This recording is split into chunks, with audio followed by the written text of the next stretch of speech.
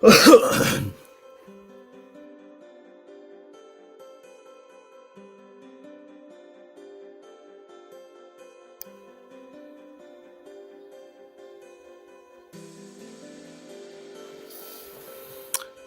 honora, he kloria, he maungarongo ki te mata o te whenua, he whakaro pai ki ngā tangata katoa. Hanga e te atu he ngā kouhou, ki roti ki tēnā, ki tēnō mātou, whakatongia tō wairua tapu, hei āwhina, hei tohu tohu, hei ako hoki i ngā mahi mo tēnei pō, ā ke tonu atu, āmene. Tēnā rā tātou, ka tika me mihi ki te kaupapa o te pō, ka tika ka huringa whakaaro, ki te kāhui ariki, arā ko tū heitia, ko kingi tū heitia pōtatau te wherowhero. Tēnā o tira te kāhui ariki nui tonu pai mārire ki a rātou. Ka tika me mihi atu ki a rātou, kua wheturangitia, haere, haere, hoki atu rā, hoki ki tō kāinga tūturu. Arā ki o koutou mātua, ki o koutou tūpuna. O tira ki te kaupapa, arā ko te kaupapa tino whakahirahira o te pōnei, ko te kaupapa pāna ki te kaunihira, ngā kaunihira ārohe, āhāpori, anei mātou te kapa Taurikura, te kapa Tainui Live, e mihi kauana kia koutou kua tai mai a ipurangi i te pōnei. Nō reira tēnā tātou. Kia ra tātou, ko heuri tēnei no konei no Waikato, ko Ngāti Māhanga, Ngāti Haurua, oku hapu, ko te Paporo, te rawa ko Mairo, oku marae. O ko au eti o ngā kaimahi, arā, ko au eti o ngā pau i roto te tari o Taurikura. Ko Kawina Jones tōku ingoa, nō reira kia ora. Ka fōti te rākau ki tōku hoa mahi, Kirsty, mana hei tuku te mihi kia koutou i tēnei pō. Kei a koe, Kirsty. Kia ora. Ngā mihi o tā rā ki te whānau whānui or Taurikura or mana tangata mana māngai. Yeah, just welcome everybody and just so pleased again to be here and offering as Taurikura. We're just wanting to get in behind and make being Māori a superpower in local government. So, kia ora. Awesome. Yes, all right. Awesome. Great to be back again. It has been a short minute since we've ran one of these online series again. Look, before we kickstart this evening, I just want to take the opportunity again to acknowledge Tainui Live for allowing us and providing the opportunity for us to reach the critical mass and to bring this tonight's event to you via StreamYard. So big mihi to Sharon and co and the team from Tainui Live for helping us to bring tonight's kaupapa. So if you haven't already seen, so tonight really is the theme of tonight is encountering the culture of councils and community boards. And as for some of you who've maybe for the first time you've just joined us, for quite a while now, I'm going to say 8 months or more. I don't know, it feels like it's been a long time. We've been running a series of online wānanga that initially one focused on supporting Māngai Māori to stand in local elections. And evidently now that's all kind of taken place. And we're really, really stoked and happy to have a number of our Māori who stood across local government now being elected, now being sworn in, and thankfully will be joining us later on this evening. But tonight really is kind of also a continuation of our last series, where this one really is about kind of supporting our new Māori councillors who have been newly elected into council to kind of get a heads up and some general support around what to expect, but also help provide some tools and resources for them and whilst they go through kind of the induction process and the like. So tonight's kaupapa, again, as I shared earlier, will be largely will be around encountering the culture in local council. Actually, if I can just bring up the next slide, please, just briefly. So we're looking to finish tonight around about 8:30 p.m. But we will hear a number of our kind of key māngai or our tuakana. And look, just quickly, unfortunately, Councillor Kataraina Hodge is unable to make it this evening, but that's okay. We've got 4 other amazing wahine who have joined us or will be joining us later on today. But anei ngā whakaritinga mo te pōnei. And yeah, and we're going to kickstart straight into it. So look, just quickly before I introduce our next speaker, she's joined us before on a number of different online wānanga.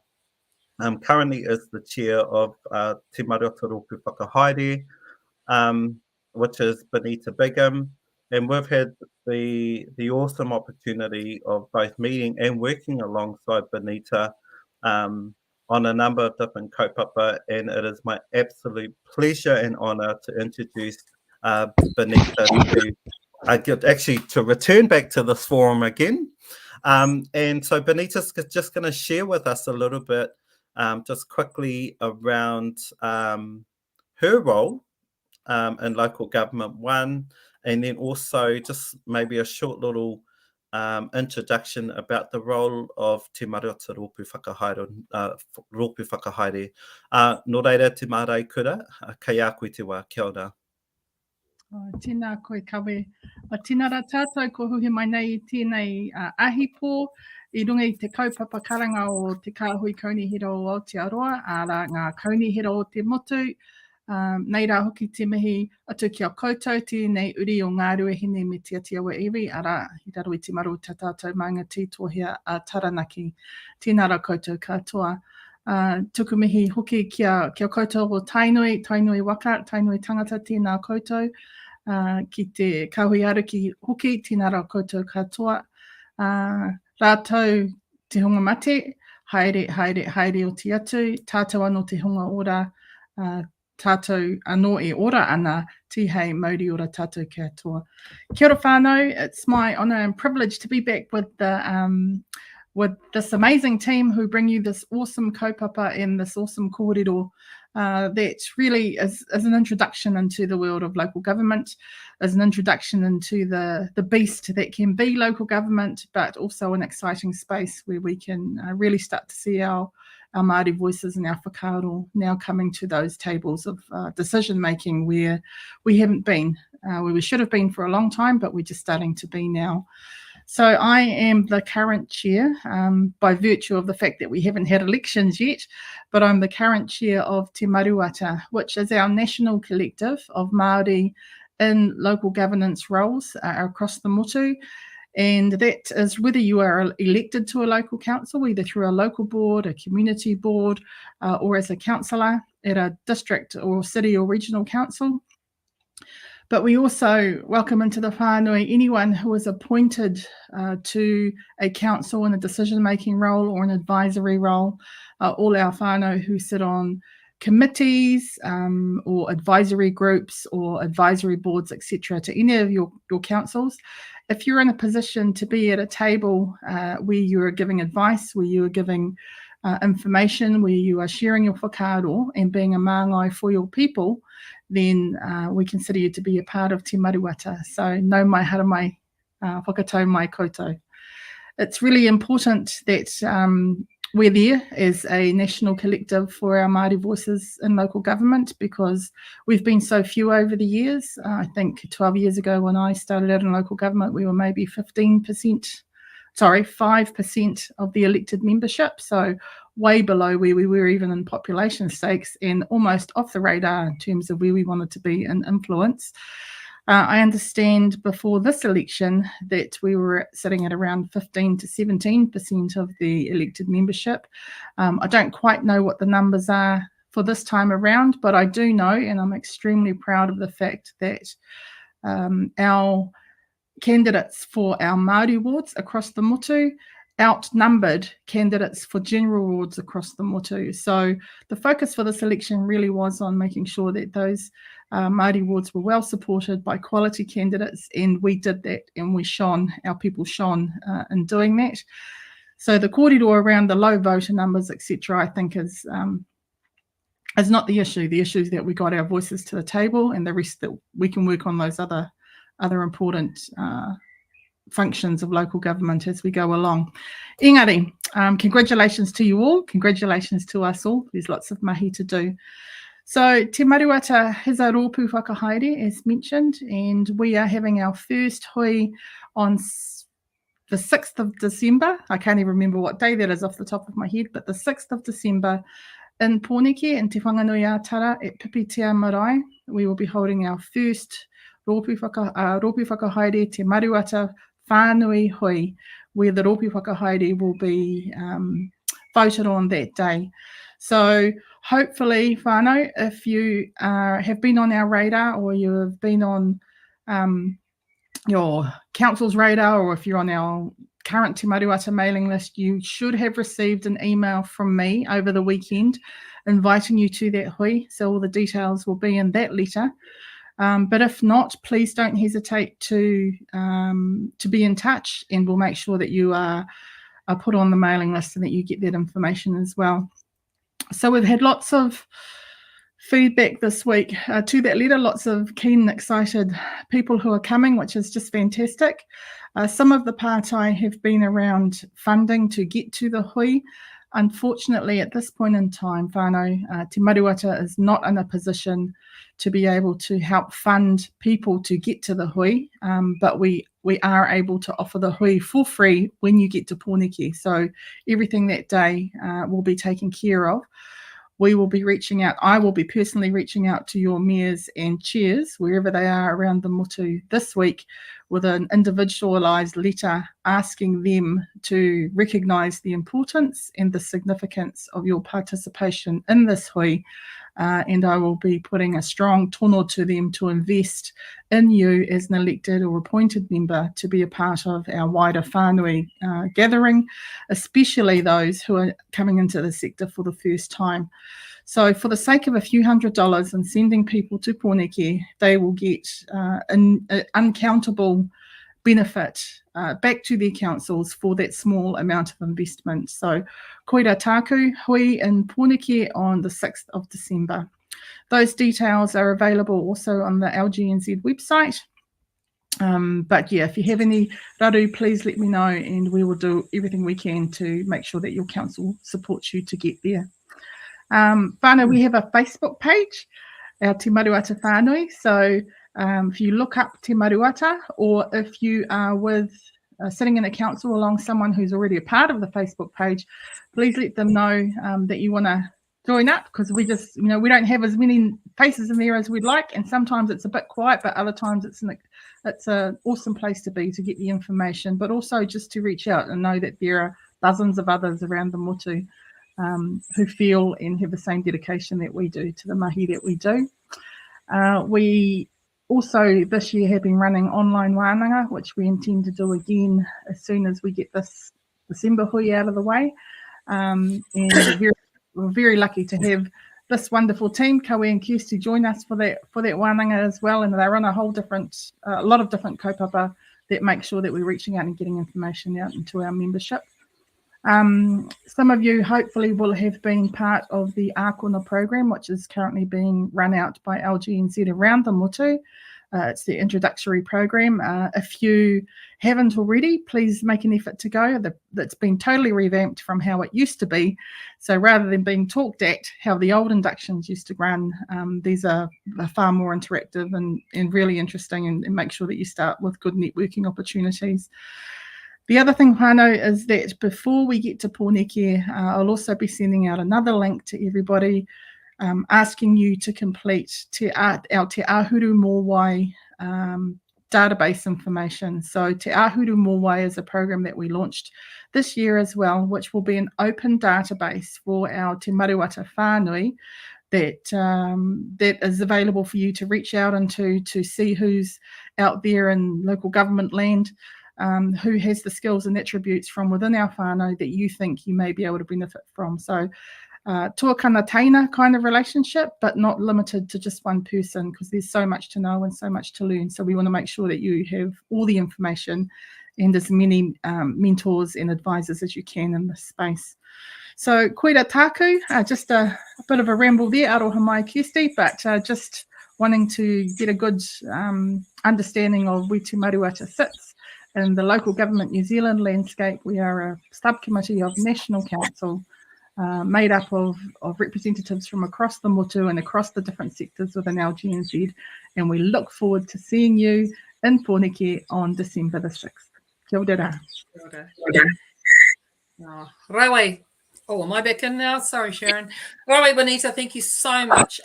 Yeah, and we were lucky, Koe and I were privileged to go to the Te Maruata Hui ahead of the Tuaheki Mai LGNZ conference in Papaoia in late July, I think.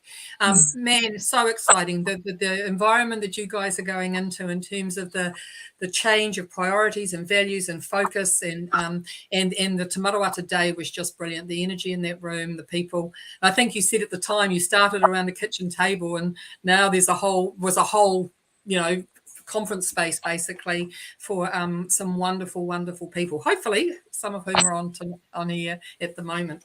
So kia ora Bonita, thank you so much, and thanks for everything you do. Yeah, just couldn't be more appreciative and admirable. No, that's not right. Sharon, do you mind if we have the next slide, please? So thank you. Oh no, the one after that. Cool. So yeah, at the risk of, Sharon refers to me as the wanky academic, and I'll try not to, but but so just to introduce, why is encountering the culture so important, and we've got these wonderful marikura to speak to their experiences of this. The important part about culture is that it's largely invisible to those who are inside it, which is why so many Pākehā will say we don't have a culture, but you ask any Māori what the culture of Pākehā is, what are their values, what are their priorities, what do they talk about, who counts as an expert, all of that stuff is actually about culture, the way we do things around here.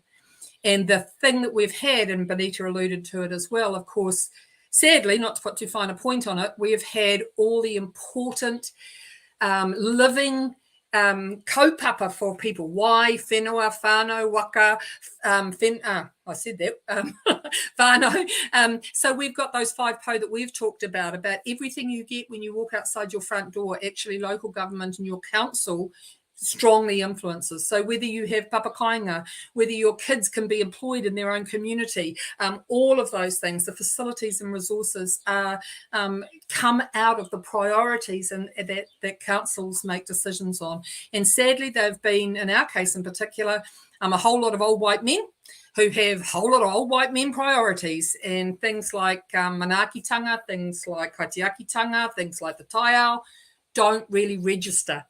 So that's why we're going to ask our wonderful wahine toa to speak to this, because a wanky academic word, which I actually really love, is hegemonic. The trouble is that what happens with cultures of organisations and councils is the way things are done becomes naturalised, and people they start to think that's just the way it is.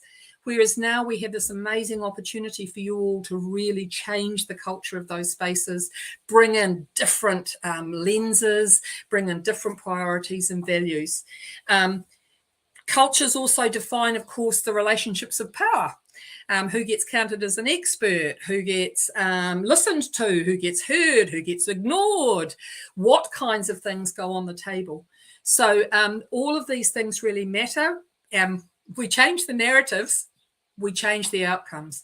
And that's what these wonderful, amazing wahine and all of you out there as well are now in a position to do. So if I could just have the next slide as well, please, Sharon, thank you. So Tipper, can we just start with you then, please?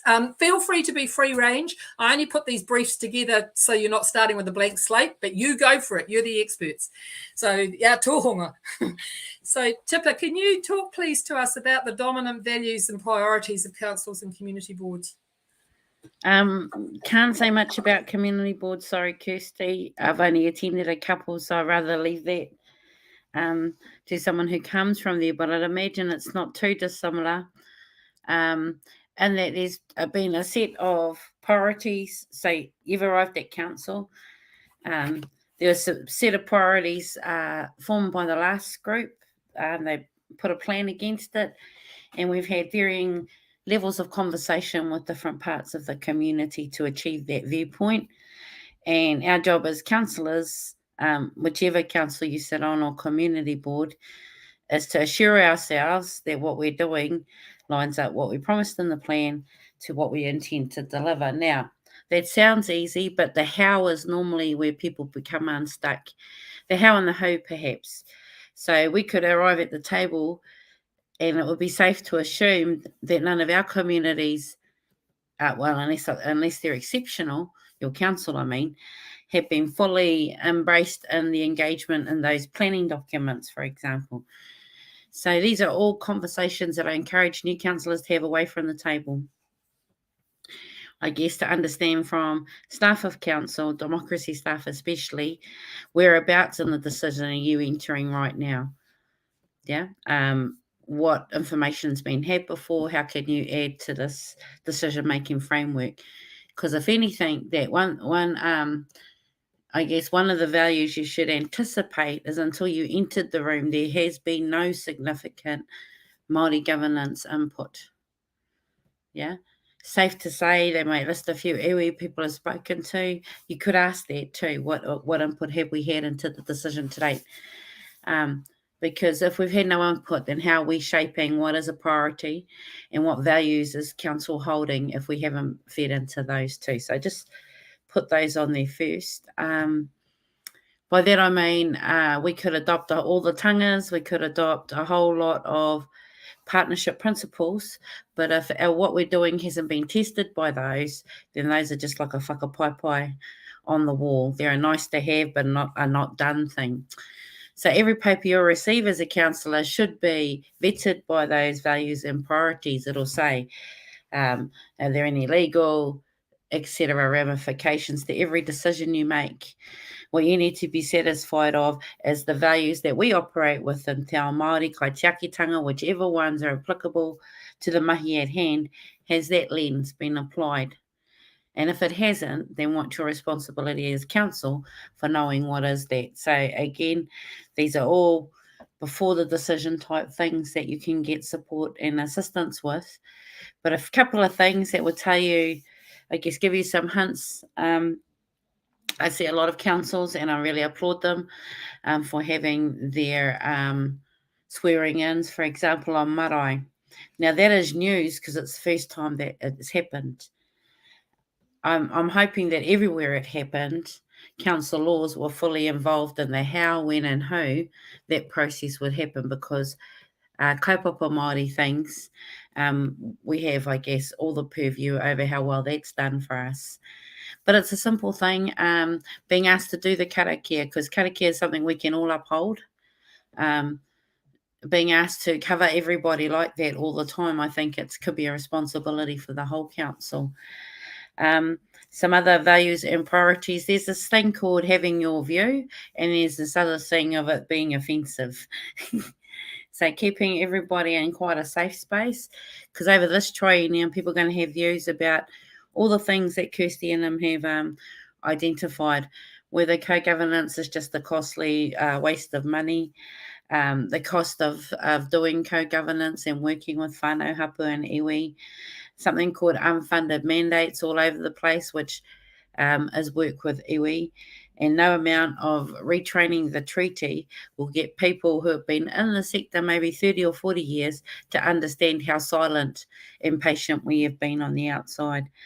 So I'm not saying it's doom and gloom, we're there now, but if you can't see it, it's because it's not there. If you can't see it, it's because you have to ask those questions and ask for those policies and procedures that celebrate Te Ao Māori to come forward. Do you have a Māori language policy? Do you have a tikanga manaakitanga for when you have manuwhiri? Do you have tangata whenua committee and how often do you talk to them? These are all ways of ensuring that what comes from Te Ao Māori is already embedded, or giving you a whole shopping list of things that you're going to have to advocate for at the table, with our support, of course, and with more conversations like this. So I don't know if that's what you wanted, Kirsty, but that's where I'm starting from today. Oopsie daisies, no, thank you. And keep that sword in the air too. You know, we need people like you with the sort of truth, keeping people held to account. That's fantastic, and those are really great practical strategies too for how to begin this new, hopefully, narrative and changing the culture in councils to be more Māori superpower. Now, I think there's a pātai, is that right? Benita, I think this is for you. Ai. Tēnā rā koutou, te whānau raumati. And the pātai is someone with aspirations to be in council, register with Te Maruata to observe and learn. At this stage, Te Maruata, we're firmly focused on those who are just coming in to the sector, which has exploded probably by another 40% based on what we've been working with in the past. We still have a limited budget, so our commitment and our focus is to our elected and appointed members at this stage. However, one of the things that we know is really important is in the lead up to the next elections, coming out to you all and working with you all far more closely than we were able to do this time. So it was a bit of a mad scramble towards the end of this last term, leading up into elections, and we didn't get to do half of the things that we wanted to do with our whānui across the motu. So one of the commitments that I'd like us to make as Te Maruata for this term is to, at least at the latest 18 months into this term, to be reaching out into our communities again and starting exactly that conversation and that kōrero. But that's not to say that if we don't have wānanga that we can advertise, that people can come into to be a part of, to listen and learn, kei te pai. But at this stage, our whānui, we're trying to keep it locked in a bit of a safe space for those who are there. Can I just add to Tipa's kōrero around community boards? In this last term, I was on a community board, and before that, I was a councillor appointed to my local community board for 2 terms. So for 6 years, I was the appointed councillor, and for 3 years, I was on the community board. Community boards have a really different function to council, and across the motu, not all councils have community boards. Not all councils have community boards in every ward. Not all community boards have the same responsibilities or abilities as the community board and the council next door may have. So some are very much there to hear the very local concerns within those particular areas that they serve and feed those up into the council. Other community boards have important delegated authority. They can help name roads, they can help do different jobs in their councils that might sit with other councils. So community boards, their roles and their responsibilities vary widely. The places they are vary widely, and the reasons that they've been put there can also vary. But at the end of the day, as Tipa said, you know, he pātai pai tērā, where's your Māori engagement? How often are you out there talking to your community, including our Māori people? Who's been on there advising you? Who are you sharing your information with? And how far is your reach into this community that you say you serve? So all really, really important pātai. Oh, kia ora. Thanks for that, Benita. Oh, more Tipa? Oh, Sharon's just brought you in. Oh. Okay. Okay, well, let's keep going. So, Lisa, in your experience, you're now into your 3rd term at Waikato District Council. Can you want to talk about the way things get done in council and what's encouraged and what's discouraged, and where could we make change? Kia ora tātou, greetings from and salutations from the wild west coast of Whaingaroa. And I always have knocking knees after the likes of Benita and Tipa because they bring so much experience and wisdom to the decision-making table, and they're inspiring. So thank you to you wonderful wahine for the kōrero that you've shared with us, because I always learn. And thank you to Kirsty and Kawea for the mahi that you've done to help that participation of our people in this space in local government. And it certainly has made a difference at Waikato District Council, because now I'm not the only Māori councillor at the decision-making table. We have our 2 Māori wards councillors who have now joined me, plus there are 3 of us that sit in general wards. So for me, it's an exciting space. As Benita said earlier in local government, that at the decision-making table at my council, in the Waikato at the heart of the kingitanga, we now have 5 Māori. And it doesn't feel like such a lonely space. And looking at building that capacity now for what Tipper said earlier about where is our tikanga, where is our committees, that now we're going to be moving into that brave new world of having more voice. And as a Māori rōpū at District Council, we've already done what we do really well, which is our whanaungatanga, and have started building that relationship together. And no doubt over the coming weeks and months and the next 3 years, we will learn each other's strengths and also our weaknesses to progress better outcomes for our people within the Waikato and also collectively across the motu. So I think it's a fantastic opportunity, and I'm really excited. And now I've gone off topic because I'm so excited that I'm thinking about what can be done or what can't be done in the council sphere. I think it's infinite possibilities now that in my council that there are 5 of us. So looking at that moving forward is about building relationships together, reaching out for support to the likes of Tipper and Benita and the wider rōpū of Te Maruata. Building relationships with our fellow councillors is really important. And I guess that's where I always come from, is about the relationships are really important around that decision-making table, creating relationships also with our community committees, our community boards, because what I've found in my capacity as the councillor over the last 2 terms is that we get more stuff done when we do it together. And the community board can be some of your greatest advocate on the ground, where you're building more capacity at the decision-making table. So I'm not about what we can't do, but about what we can do. And so I think it's unlimited potential, actually. Cool. Are there any little flags, so that you might like to warn new councillors coming in? I mean, again, processes become embedded and naturalised. So what kinds of things can people do, and are there any traps for young players about what's discouraged at council? Well, what's discouraged normally, like, for example, the experience that I've had at my council was keep your mouth shut for the first term, don't ask questions, and I think that's a dangerous space to be. Believe in yourself and the skills that you've brought to the table. If you're unsure, reach out to people who are your allies, and seek advice. Reach further than your council.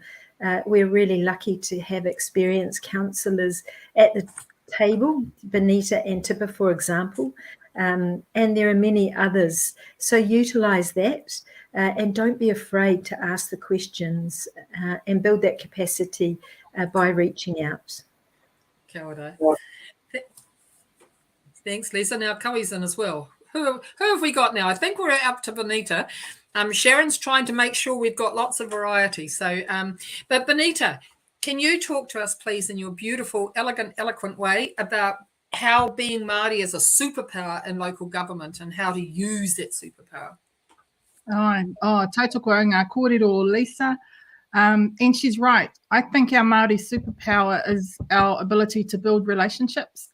And I think about the example where I've had Pākehā friends come to the marae for different events and things, and everyone just rocks into the kitchen, and there might be one auntie or one cousin saying this needs to be done and that needs to be done and whatever else, but everyone just falls into a rhythm, everyone falls into a mahi, everyone knows what needs to be done, and the joy and the laughter and the hilarity that can come from working together is beyond some of our non-Māori friends, and they don't understand where's the job description, who's the boss, who's the deputy boss, when do you know it's time to have a break, all that kind of stuff that is just beyond some of our non-Māori whanaunga to comprehend that we have this inherent way of being together, we have this inherent way of sharing and learning and talking and working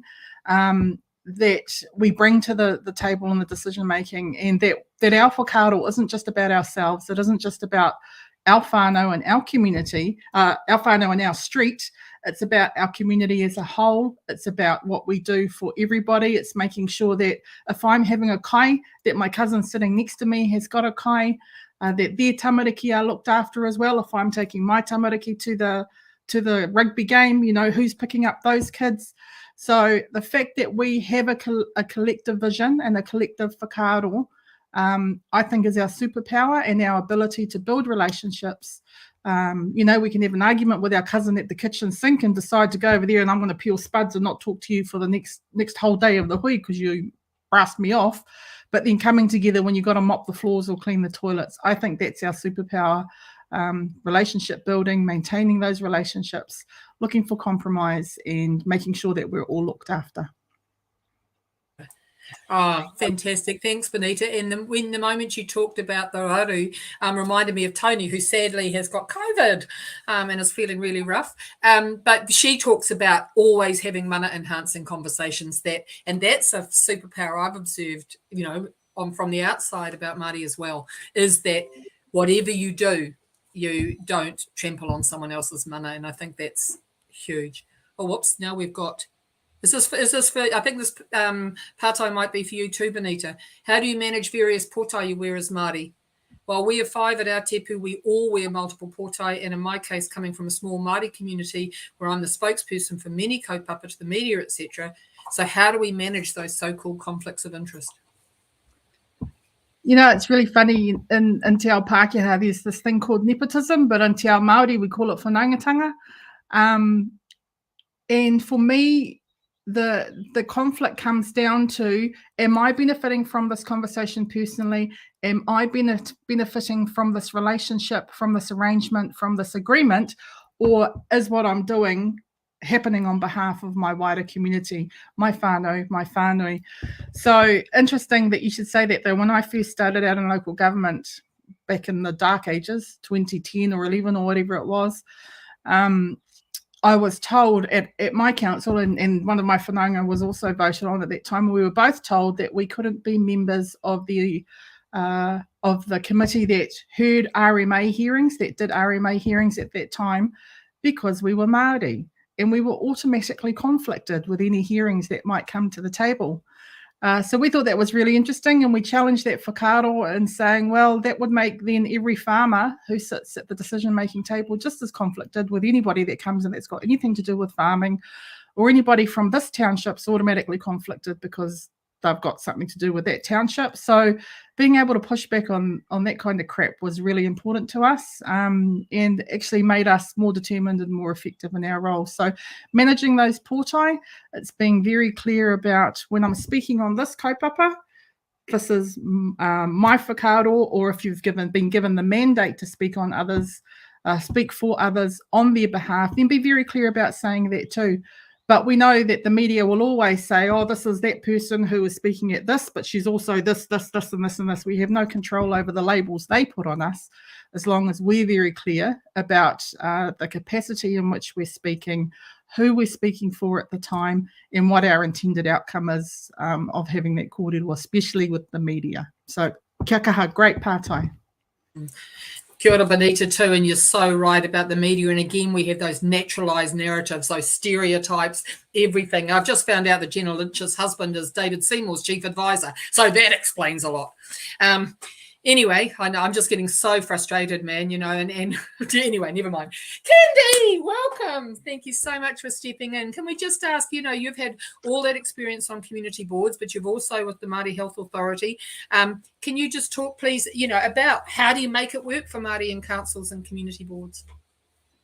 Kia ora, tuatahi he uri tīnei o te pito o te ao o te puaha Waikato, i te tā tōku pāpa, nā te amaru, nā te pau, nā te kahu, nā te kaitūtai, i te tā tōku māma, nā te haua, nā te koroki kahukura, ko Candy Ngātaki ahau, aka Councillor Ngātaki, tēnā ra koutou katoa. Kia ora.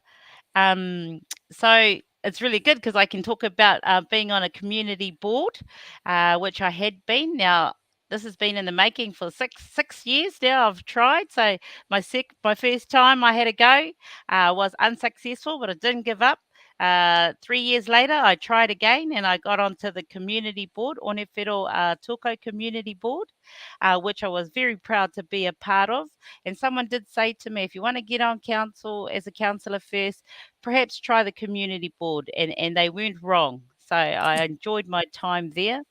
For me, I was the first Māori there after 50-ish years to be on our local Onewhero Toko Community Board. Gee, I don't know if that's me glitching or if that's just the glitch in general. Ka pai. I don't know. Yeah, sorry, it's probably me. It's I probably my didn't notice the background, glitch, you know. sorry. Aroha mai. So really for myself, when I came onto the community boards, I sort of set myself 3 goals.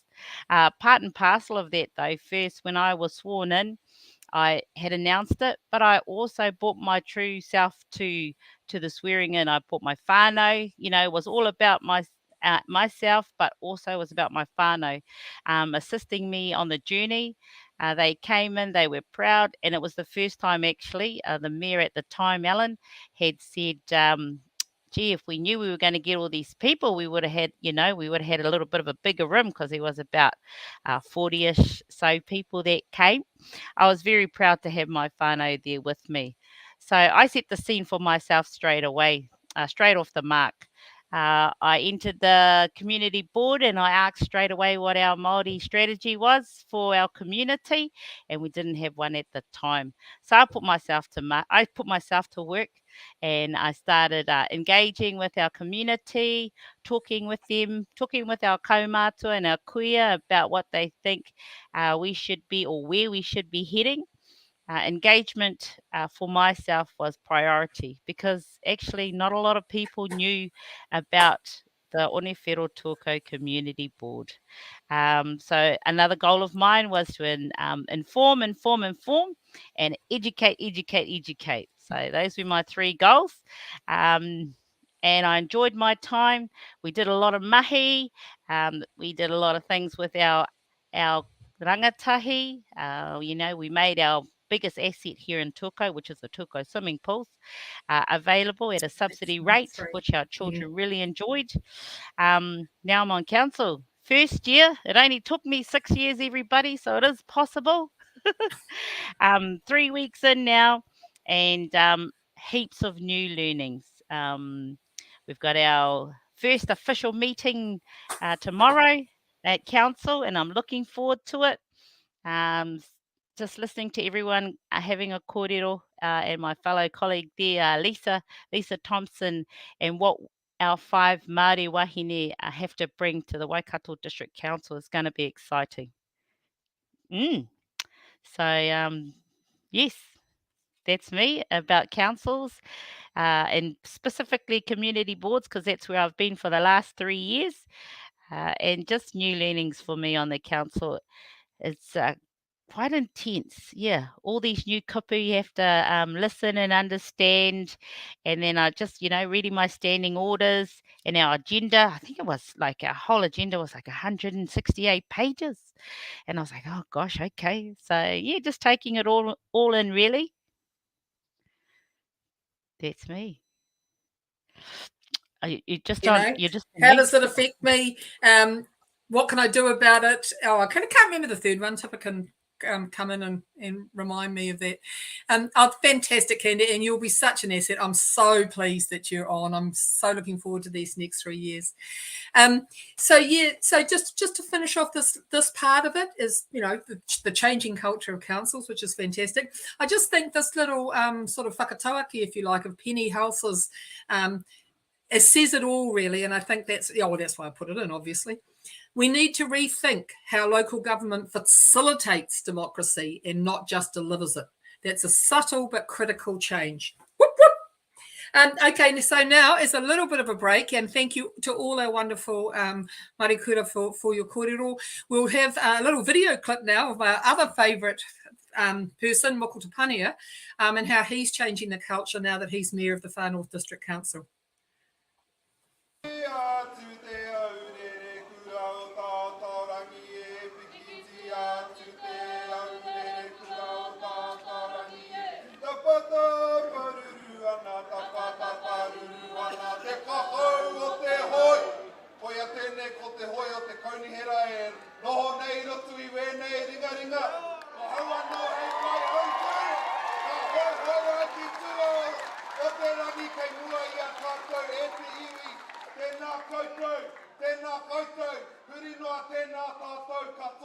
Oh, I'm just most excited about being able to actually lead this change that we've been wanting for a long time to get better outcomes for the people of the Far North.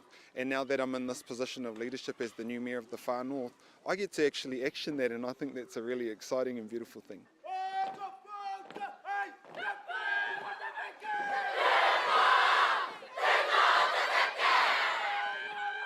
I was filled with emotion when we first got our pōwhiri up onto Waitangi, and it honestly was so overwhelming to have my entire kura in front of me performing the haka of our kura, and it brought me to tears in all honesty.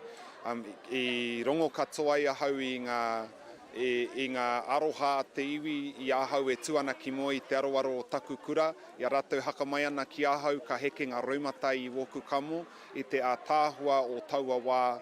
Nō reira e kore rawa hau e wareware atu i tēnei o ngā whia kua rongo nei au i tēnei rānei. But it's honestly a true testament that tells the future generations that, do you know what?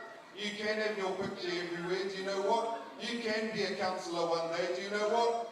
You can be the Mayor of the Far North one day. Do you know what? You can even be our Prime Minister.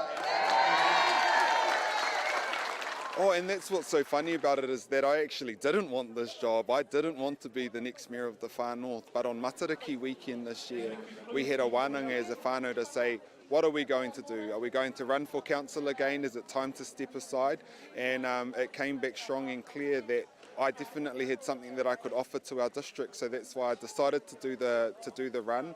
I knew that I needed to campaign my heart out if I did want to show all of the Far North, you know, all 72,000 people who call this beautiful district home, that I had something to offer them, and they answered, and we're seeing that today. I'm incredibly humbled. I'm so grateful to the support that has been felt, not only from here in the Far North, but nationally and internationally, and that's what's truly blown me away, is that I didn't know how many people were a part of this campaign and this movement for change that has started here in the Far North. I'm so incredibly grateful to the supporters for coming out and for getting me in this position, and I now feel that responsibility that we're going to have to undertake over the next 3 years to deliver for all of our supporters. Oh, do you know what, surprisingly, we had to wait an entire week, and I probably was the only person in all of the Far North that was actually quite calm about it all. I felt really good. I was just patiently waiting. Meanwhile, my entire whānau, my whole household, all of Kaikohe around me were all losing it, waiting for these results to come through. But we waited patiently, and in the end it came our way, and I'm just so humbled and so grateful for this opportunity that we have to change the Far North now. Oh, I think that the one thing I want to change is the culture of council, because for too long councils and bureaucracy have been doing things one way, and I think that the change that's needed within our institutions is actually a culture of being open and accepting towards change itself. So the one thing that I'm going to change is that culture of actually having change. Finally, Stefano, just in closing, as funny as it is to be worshipped, I definitely am not. So over this term, I would actually prefer not to be referred to by that title as your worship. The only person we should be worshipping is the Lord. So you can call me your hopeful, you can call me kahika, or you can call me your moko, whatever else. Ultimately, you know, I think it's incredibly beautiful that in a district that is a majority of Māori, we now have a council that reflects that. That's a really beautiful thing and a thing to be celebrated. But I definitely stood on a platform of being a mayor for all, a mayor who will represent all people of the far north, Māori and non-Māori alike. And I stand by the fact that I'm going to be a mayor who makes sure that all of our communities have an opportunity, an equal opportunity to contribute into council's mechanisms to get the benefits that they deserve from this council. E mohio ana ki taku taha Māori, ai marika he Māori a hau kua whai tūranga ki roto I tēnei kaunihira, engari e hare I te mea ko taku Māoritanga te timatanga me te haka otiranga mai o ngā mea katoa, koia ko ahau, ko ngā tikanga o roto I te Māoritanga, ko te manaakitanga, te kaitiakitanga, te mahi I runga no I te tika te pino me te aroha, koia wena ka haria e ahau I roto I tēnei tūranga mahi, engari I te mutunga iho o te wā, mā te hikoe ke I te kōrero, hakātu atu ki te iwi e hānau.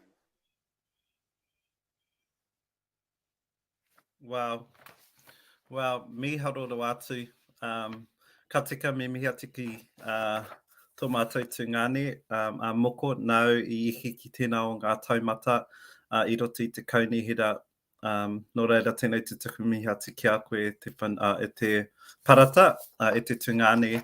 And yeah, look, we have had the opportunity to, on a number of occasions, talk and speak with Moko, and every interaction and conversation with him has always been very real, always takes a very pragmatic approach, and on a number of occasions we've actually mentioned or some of his taglines, more recently the whakas that help to provide a kind of a toolkit or some kind of a way forward for councillors, for newly elected councillors, and kind of what to do when you, if you want to, and what to expect when you've been newly elected into council.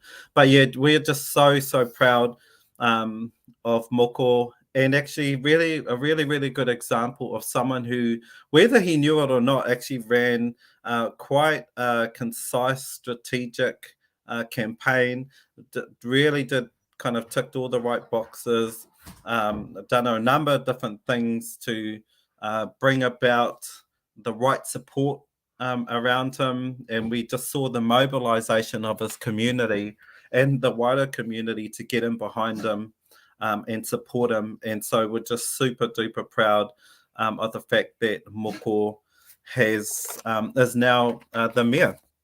But anyway, so look, we've just spoken now about the culture of councils, and then now we're going to segue into managing cultural challenges. And tonight we're going to kickstart and kind of come straight back into you, Benita. And so this is the kaupapa is about addressing racism, be that casual, be that personal, be that systemic racism. And let's be honest, as Māori councillors, many of whom, and actually non-Māori, I mean, more recently, I'm aware also that Efeso Collins throughout his campaign faced a number of different discrimination, racism, and many of our Māori councillors have also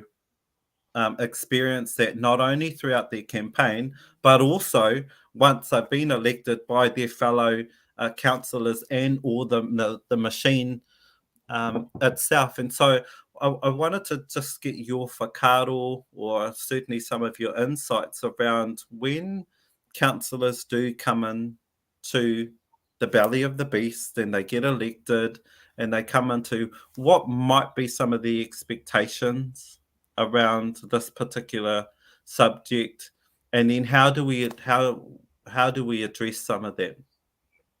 He pātai pai tērā. The reality is that local government is a system that was not designed by Māori. It was not designed for Māori, and it's worked really hard for a really long time to keep Māori voices out of the system. So the important thing that I think everyone needs to remember is that there will be racism that you will encounter. And I really hope I'm wrong, but I can almost guarantee that I'm not.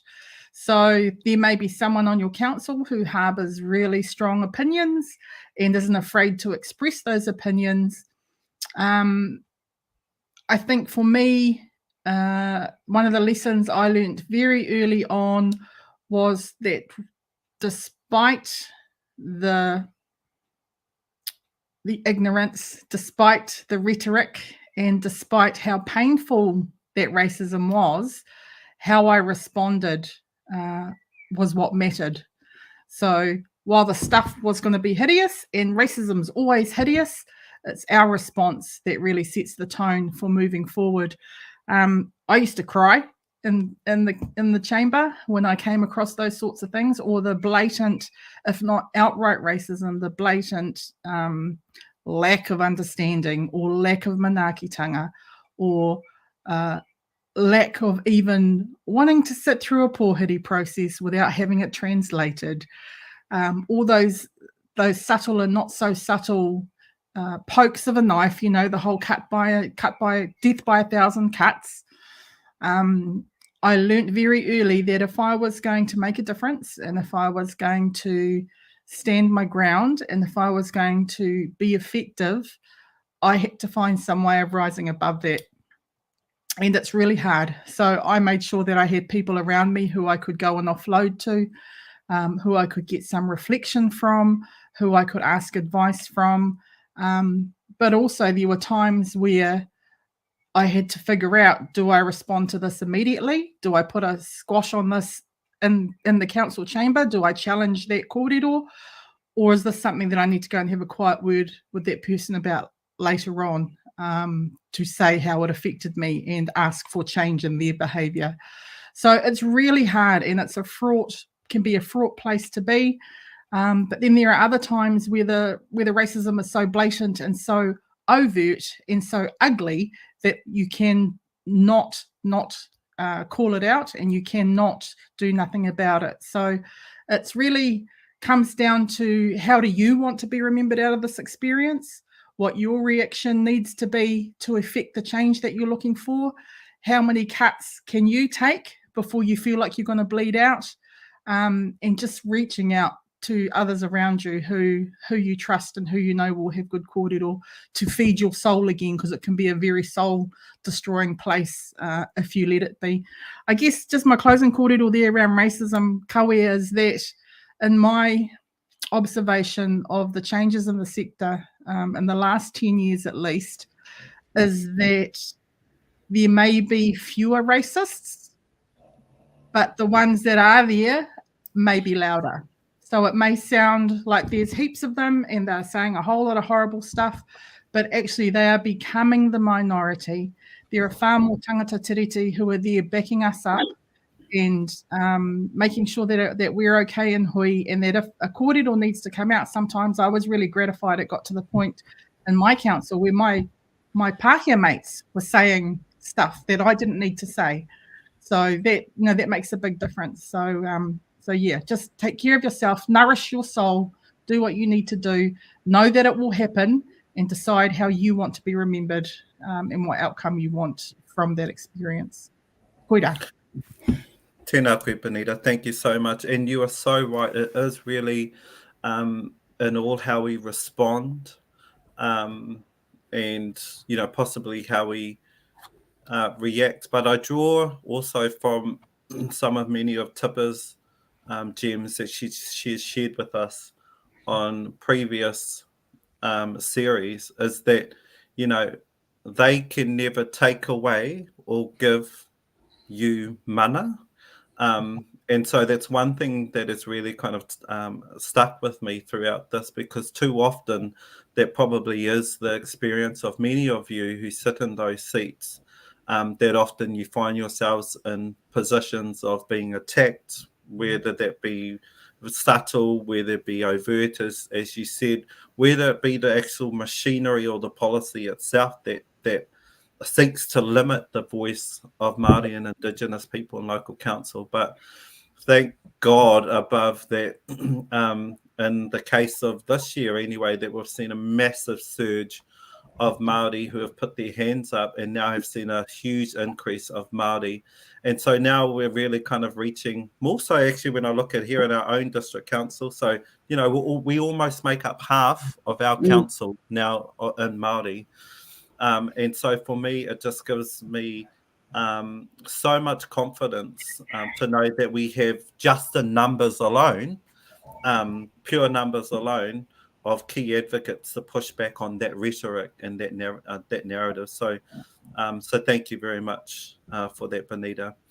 Look, next up, and probably something that doesn't go too far away, maybe even from some of your experience, Tipa, and I know that again, you've been elected into your position unopposed, but I'm sure definitely at the earlier part of your coming into council, that you were often, or you probably often are, looked at as the wiki Māori, or the person that should know, or the be and end all when it comes to all Māori things in council. And so, you know, so can you just share with us, I guess, some of your kōrero around how does, for someone that you know, that who comes into council, and it may actually be their first time, and they might actually just be one, like in Lisa's case, the one Māori on a council where you're just looked at purely only for all Māori issues. And so how do we look to position ourselves? How do we become more strategic, and one, not only helping to build the cultural competence of our colleagues, but also to elevate and lift the conversation outside of them just thinking that I am the go-to for Māori, but actually what wider aspects and talents I can bring, or one can bring to the council table. Well, I guess just carrying on from Benita and Lisa, if they're our base assumption should be able to talk to our colleagues. We want success for our community, yeah. And if including me is critical to the success of the community, how can we do that better? Because then we're on real reasonable.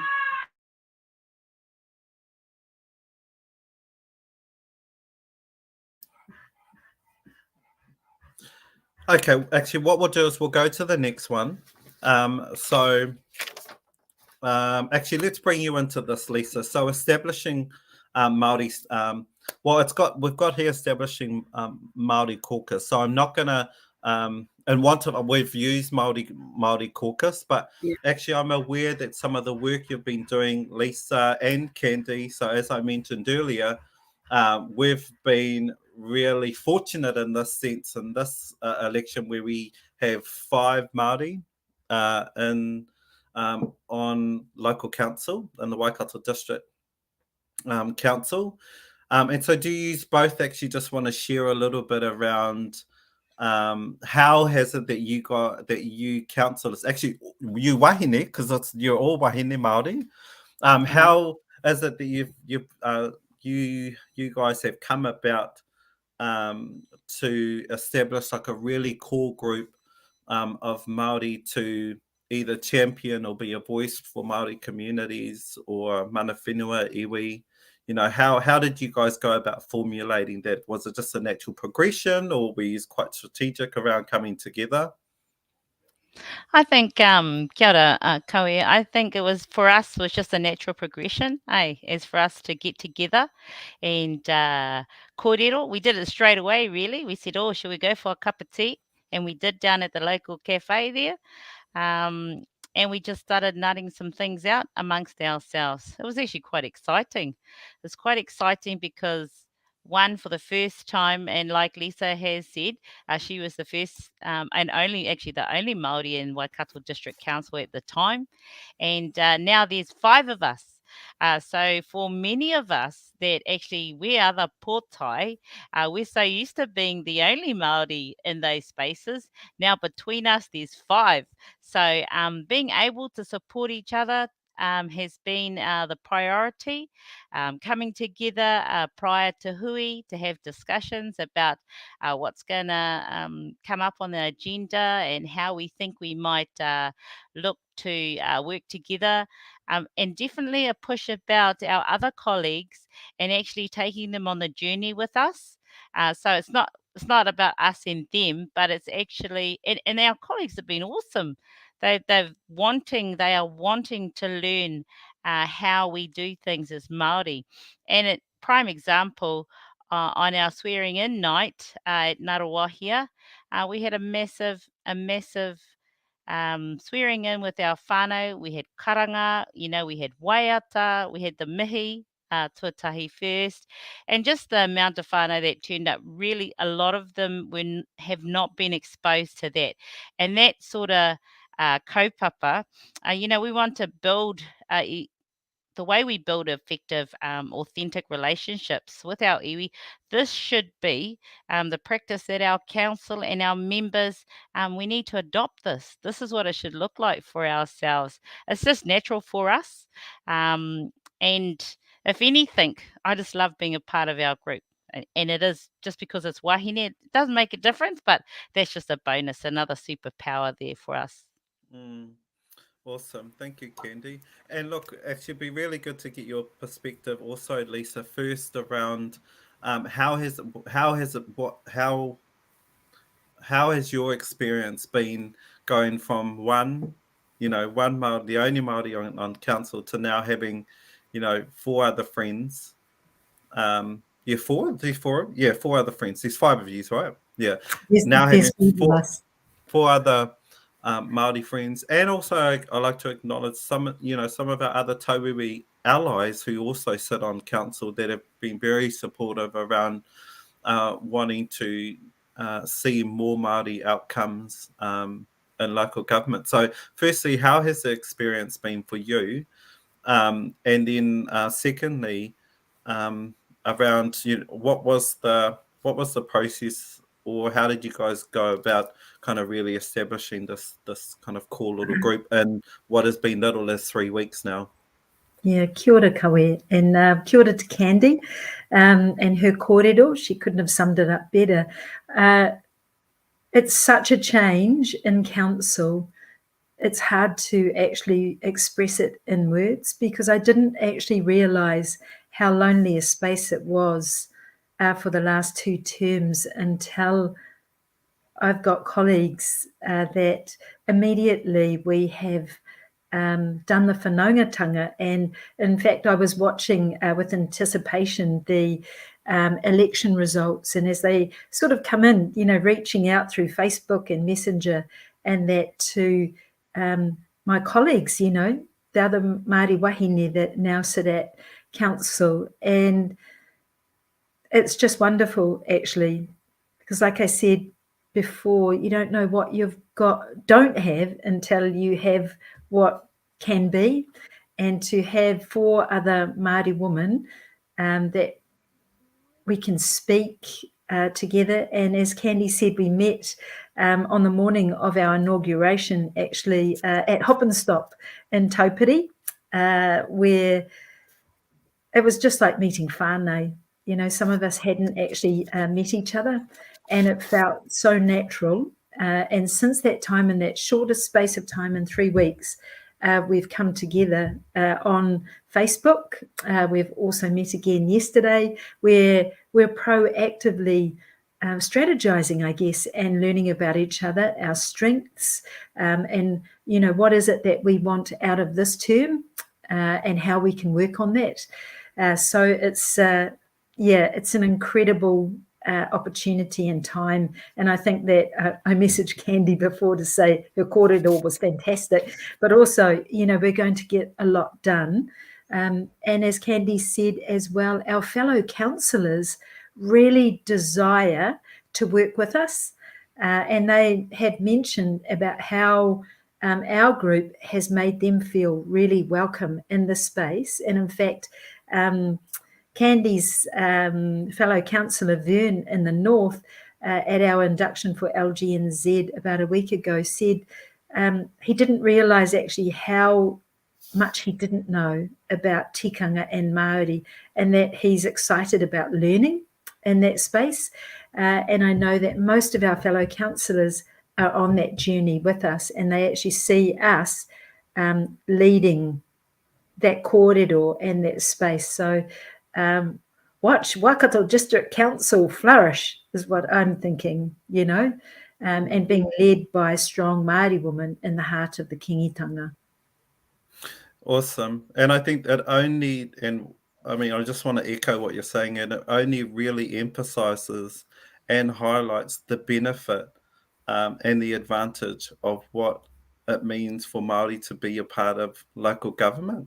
And actually, all these other kind of key aspects, cultural richness, tikanga, manaakitanga, all that kind of stuff, and how that just so fluidly integrates into this system, but that just, that is far superior in means of how it's expressed and, and what it can mean for non-Māori in means of embracing that. And so it's really cool to hear things like the experiences of Vern and some of the other councillors at Waikato District Council. So awesome. Thank you for that, Lisa. Look, I'm going to come back to Tipa and kind of just again draw from some of your kōrero around, as I mentioned earlier. So, so how does one look to position themselves, especially in means of being kind of more strategic and encouraging some of our non-Māori, especially some of our other non-Māori councillors to embrace some of what we've just spoken with about with Lisa and Candy, and this being more kind of culturally aware, responsive and the like. So how has your experience been in council? Look, I think most councils have a program of action. If you're not aware of yours, just ask them about how they're going to work in a more proactive Te Ao Māori environments.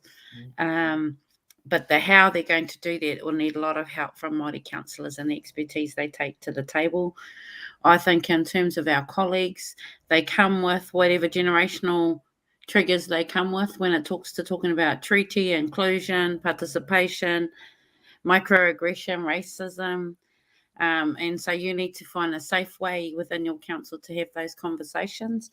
For example, I've had 3 really great terms of colleagues that were open than not. And this term, I have colleagues who actively campaigned against co-governance, the inclusion of Te Ao Māori and Three Waters as if it was all one thing. So again, until I hear their thinking in council, I'm treating everyone the same. But when the matters come up, and I'm not saying there's an agenda of Māori bashing anywhere in particular, but when the same ignorance is used to ask questions about Te Ao Māori, I've recently started asking for more safety in council to have a more proactive discussion, so that we can't just go down the rhetoric of everything being asked about Māori as either cost bad or exclude some other part of the community.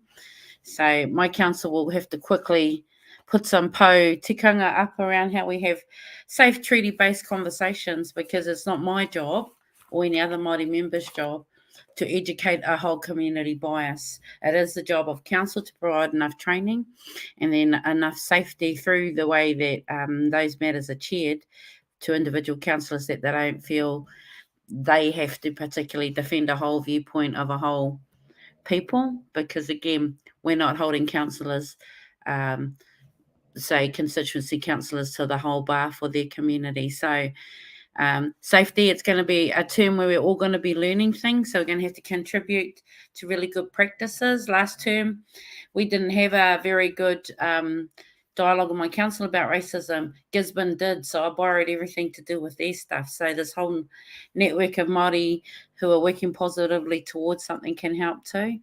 And likewise, our Māori staff always talk and stay up to date with who's got the best policies about te reo Māori, or the best policies about how to include people.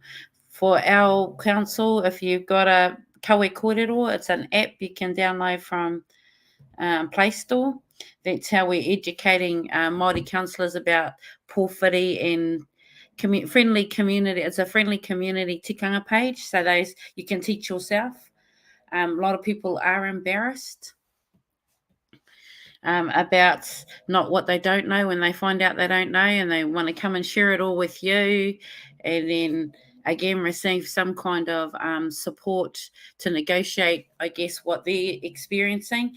And you really got to flick that back to an expert. We are by no means there to care for, even though there may be allies, they're going to have a whole lot of feelings and emotions piqued by the racism kōrero. They need to go and get their own community support.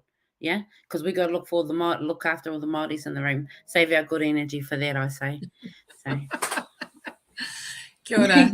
And yeah, and finding Tony unfortunately isn't here tonight, but to talk about those mana enhancing ways of engaging in that conflict and helping people understand clearly that they have a responsibility to the future of Aotearoa, that it's not just for Māori. Look, thanks so much again, Tipper, for that. Hey, look, I think we will do. We're getting a little wee bit behind time, but I think it's worth it. We'll just play this next little video clip just as a bit of a break. So you might be all aware that despite the goon we've got in Tamaki, we have Tori Whānau as the Mayor of Whanganui-a-Tara now. So, and she's a Green Party member, but she also comes from that philosophy again. I bring people together to get things done. So I think she's going to be amazing, and it's going to be a case of watching this space. So could we roll tape, please, Sharon? With us now to Whanganui-a-Tara, Wellington. Have you stopped smiling? Tori Whānau, Atamaria and Ngā mihi, congratulations. We've got this lovely footage. I just don't know whether we're going to play it now. We've got this lovely footage of you walking in last night. I don't know if you can see yourself on the screen, but you look like a lottery winner. And in the context of what took place in the rest of the country, what happened where you are with you is quite extraordinary. Mia Tori Whānau, how are you feeling this morning? I feel it's a surreal experience, but I'm over the moon. I'm honoured. I love Wellington so much for putting their trust in me to take them through this next few years.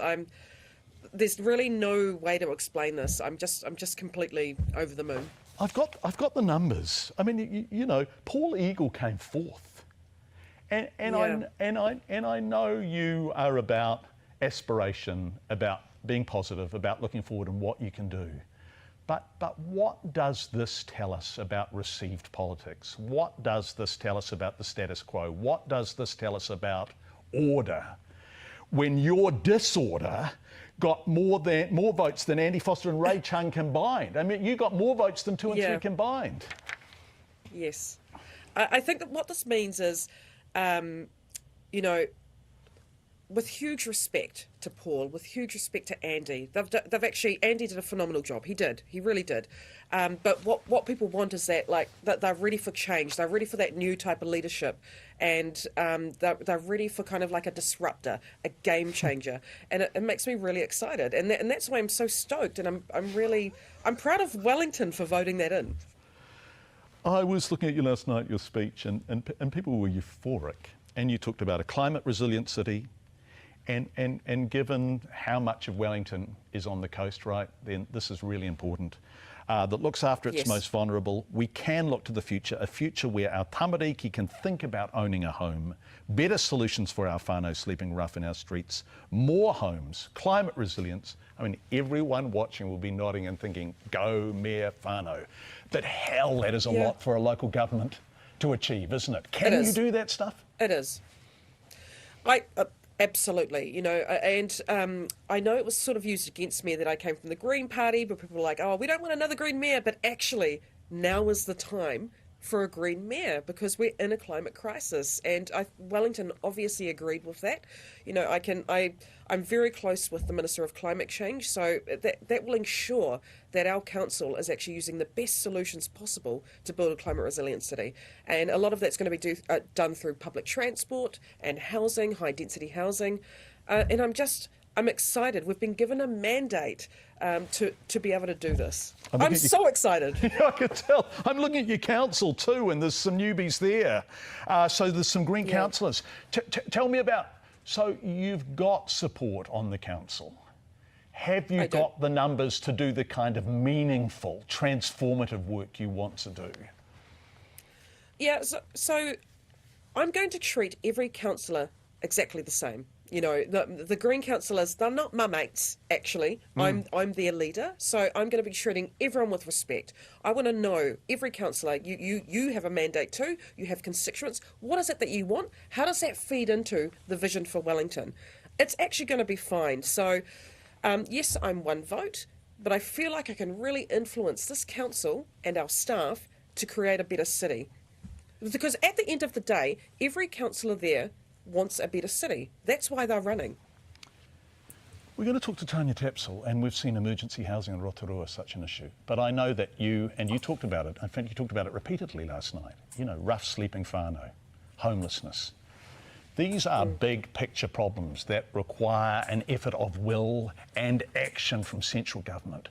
What role can local government play in addressing those gigantic issues? Well, it's very much prioritising and building as much social housing as possible, but it's also ensuring that our whānau have access to support services. And for me, that means mental health support and alcohol harm reduction. So council can prioritise that themselves, but part of my role will be lobbying the government. It's just kind of like, hey, we're going to need your support. We need more funding, especially with mental health. And that's exactly what I'm going to do. Ngā manaakitanga. Tori Whānau, Mayor of Wellington. Wellington really pretty much at odds with the rest of the country. Kia ora rawa atu, thank you so much for joining us this morning. Ngā mihi, congratulations. We really are delighted to have had you on the program. Thank you. And go well there in my hometown.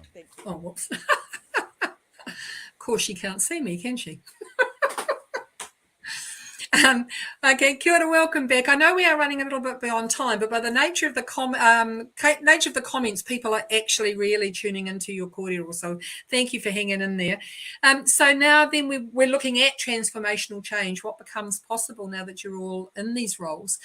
So we wanted to have a look at, Te Tiriti is about roles and obligations and defines relationships, and local government can't defer that. It's equally whenever Māori are affected, then that's when we need to actually have that relationship, as what a potikanga as Tipper referred to it. So Benita, could we start with you? So some of the ways that has happened in the past, and I'll put my hand up, I want it to continue. So the roles, those specialist expertise roles, Māngai Māori, mana whenua, iwi reps, etc. How important is it to maintain those kinds of roles moving forward? It will be critical, and I really applaud the Minister again, our Minister Nanaia Mahuta, for her foresight in making sure that Māori wards that are coming in this term have to be in place for at least 6 years. So the deniers and the criticisers can understand and see that the sky doesn't fall in and the world doesn't explode just because you've got Māori wards. So allowing those critical voices at those decision-making tables have time to embed, to effect change, to say the things that need to be said, to educate those around them who need a bit more information, and to show the community that when Māori voices are at the table, they're there for the whole community. And it's a used kōrero when we say that what's good for Māori is good for Aotearoa. But this is our opportunity now to start manifesting that kōrero and making sure that our voices are there, but also making sure it's important for us as Te Maruata that we make sure that we look after those voices that were there, that those who have come in as newbies this time around have better support systems and better methods of offloading than we did, because we've lost some wonderful people over the years who I think about, and mihi too, for all the tough breaks that they had while they were in this juggernaut, this machine that we call local government. So it's critical that we keep those voices there, that we elevate those voices to the rightful positions that they should be. And when people talk to me about the treaty, well, I like to say, well, the tiriti was about communication. It was not about subjugation, and that's all it's become over the years. So let's take it back to the communication. Let's take it back to rangatiratanga, to manaakitanga, manaaki tangata, and making sure that when we Māori voices come to the table, that we understand that we're coming from a place of deprivation, and that we want to be in a place of equalisation, so that what is good for Māori is good for Aotearoa, and we're asking for the same and expecting the same thing that lifts up our communities to lift up all of our communities. So, koira tāku. Kia ora, Vanita. Thank you so much for that. Hey, Lisa, can we just say you've over this time noticed changes, etc. What can you see? What could embedding Te Tiriti in council policies, procedures, practices look like in the future? Oh, you're on mute, darling. Thank you. I just want to tautoko what Benita has said. And what does Te Tiriti look like in the future? I think I go back to the young elected members at the LGNZ conference when they looked at 2040 and where decision makings has a lens of Te Ao Māori right through all of the business that we do. And I think, it's that shared decision making where, as Benita said, if we uplift Māori, we uplift everyone. And I think that in my council, for Candy and I and our other mana wahine that sit there, we have a real opportunity to influence that over the next 3 years by bringing our fellow councillors along on this journey, that they'll see us as together rather than separate. So the potential is there, and that, it looks really bright for us, to be honest. Excellent, thank you. Candy, you've had a lot of I know you've almost single-handedly led your COVID response and kai distributions. You did an amazing job. Can you talk, what would authentic relationships with iwi Māori and mana whenua look like for councils? Yeah, I thank you for that. And it's a team effort. It wasn't just myself. It was the iwi. It was Huakina Development Trust. It was our marae, and it was our whānau at the end of the day. So just that example on its own, really highlights the importance of that type of engagement, because without them, it was possible that some of this mahi couldn't have been done. Our whānau, and when I talk about our whānau, I talk about the whole community, not just Māori, but everyone. So, when our whānau heard that things were happening at the marae, they were a bit shy at first, but they came down. So it's just about getting them to come out of their comfort zone. And once they started to recognise that, oh, okay, this seems like a safe space, we'll go. I was happy when I was on the community board and I bought the idea of them coming to our marae, because I'd never been to a marae before for a community board hui. Just throwing that in there. And they thought, oh, this is not so bad. And just to highlight too, our pokai is coming up on the 24th of November, and we've sent out an invitation to our mayor and our deputy mayor and our Māori councillors and our councillors to attend and just actually get the full depth of what it's like to come to a pokai, be with us, be with our people. We are one. At the end of the day, it's about what's good for all of us. And I've heard the kōrero already. What's good for Māori is good for all. But in this context, it's about what's good for our greater Waikato, and being in the heart of Waikato, Ngarawahia, is always a blessing.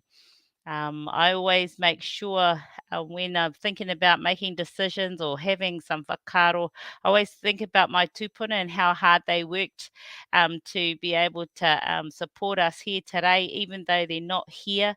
I always think about what would my koro say, or what would my nana say, when I'm thinking about the collective decisions for myself. And then just in regards to looking after myself too, I'm so grateful because I get to go to Taupiri Maunga a bit more now, because I've got to come past there to go to council.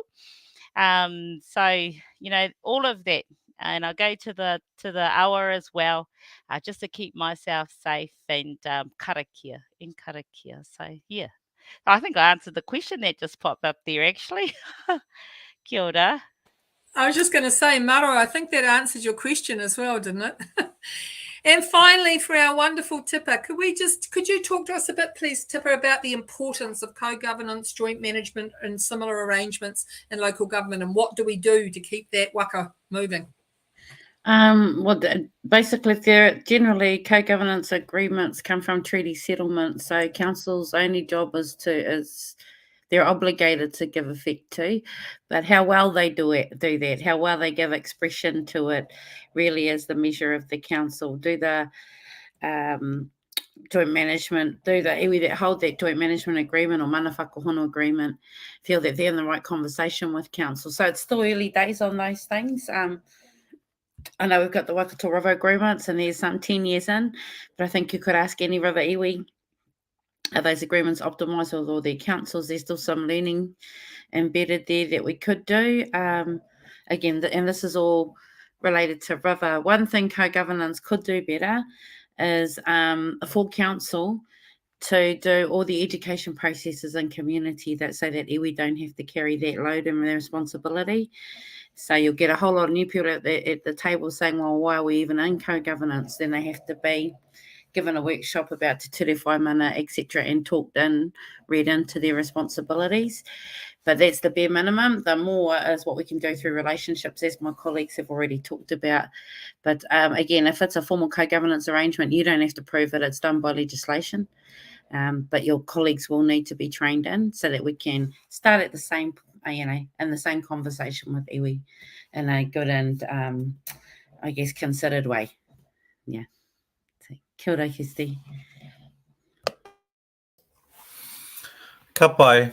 Hey, look, we've actually done pretty good on time tonight, considering the fact that we have extended some of our kōrero. But just in closing, just really wanted to acknowledge all of our guest speakers and our maniwhiri here tonight. Really value your tuakana advice, but certainly some of the experiences that you've been able to share with us, not only this evening, but actually throughout the course of the series of these online wānanga. So again, especially to Benita and Tipper, I know that the both of you must be just so over being asked to come and talk to these forums, but you've managed to gather actually or attract quite a gathering of whānau who really enjoy listening to some of your whakaaro, but certainly some of the profound advice and kōrero that you've both shared with us over the course of these wānanga. Again, to Candy, just really want to acknowledge you. Unfortunately, Lisa has had to leave us earlier than anticipated, but want to acknowledge Lisa and congratulate her also for being elected again as part of the Raglan ward. But huge mahi to you, Candy. Yes, it's taken you 6 years, and you're definitely an example of someone who has just stayed the task, and now evidently have found yourself occupying the seat that you're now in. And so just really want to mihi to you. So that now concludes this evening. Again, just want to mihi to all of you who have managed to stay with us throughout the course of this evening. What's next? Well, we really want to welcome any of your feedback, any other additional pātai that you have regarding tonight's kōrero, and both myself and Kirsty are more than happy to respond. Please check out our social media websites. You can find us at Taurikura New Zealand on Facebook and on Instagram, as well as Facebook and Instagram, both Taurikura New Zealand and Mana Tangata Mana Māngai. And just want to quickly remind those who have been elected into council and who are Māori, please reach out to Bonita. There is an up-and-coming hui on the 6th of December in Te Whanganui Ātara, and I really encourage you to go along to that wānanga that will be hosted down there by Te Maruata. So, yeah, look, just in closing, again, thank you to Radio Tainui Live for sharing tonight's event, and I really just want to mihi to you, Sharon. So, on that note, mā koe whakakapi tēnā tātou nau hui, no reira me noi tātou. Kia tau, kia tātou katoa, te ata whai o tō tātou ariki a uhu karaiti, me te aroha te atua, me te whinateitanga ki te wairua tapu, ake, amene, pō Māori whānau.